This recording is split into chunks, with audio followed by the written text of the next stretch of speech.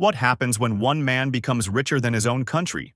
Loved like a hero, feared like a monster, and hunted by an entire government? This is the true story of Pablo Escobar.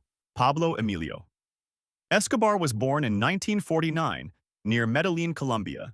His father was a farmer, his mother, a schoolteacher. They had little money. But Pablo wanted more than survival. He wanted power. As a teenager, he stole tombstones and sold them. He made fake diplomas.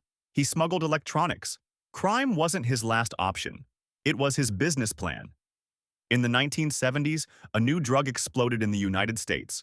Cocaine. Demand was rising. Prices were insane. Escobar saw an opportunity.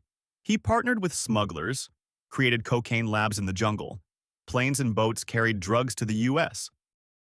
By the early 1980s, Escobar controlled up to 80% of the world's cocaine trade. He earned $60 million every single day. Escobar didn't hide his money. He built homes for the poor, football fields, schools. People called him El Patron, the boss. To many, he was a hero. But behind the kindness came a warning. Plata o plomo, silver or lead.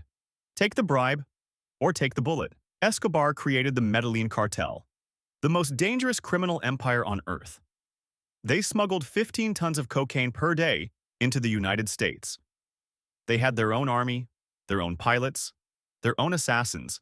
Rats ate almost $1 billion of cartel money every year, just from being stored in walls. Escobar declared war on the state. He placed a bounty on police officers, $3,000 for each one killed. Judges, journalists, politicians, no one was safe. In 1989, he ordered the bombing of Avianca Flight 203. 107 people died. Why? Because he believed a presidential candidate was on that plane. In 1982, Pablo Escobar became a member of the Colombian Congress, a drug lord inside the government. He wanted respect, but one politician, Luis Carlos Galan, exposed his crimes. Soon after, Galan was assassinated. In 1991, to stop the bloodshed, the government made a deal.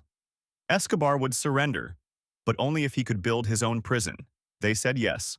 The place was called La Catedral. It had a bar, a waterfall, a soccer field, and women visiting freely. No guards from the state. Only Pablo's men. It wasn't a prison. It was a fortress. But power made him careless. Inside La Catedral, Escobar tortured and killed 2 of his own men. The government finally decided to move him to a real prison. Pablo escaped, through a hole in the wall, and disappeared. This began the largest manhunt in Colombian history. The search block, elite police trained by the U.S., hunted him. So did Los Pepes, a vigilante group made of his enemies. Escobar changed houses every night.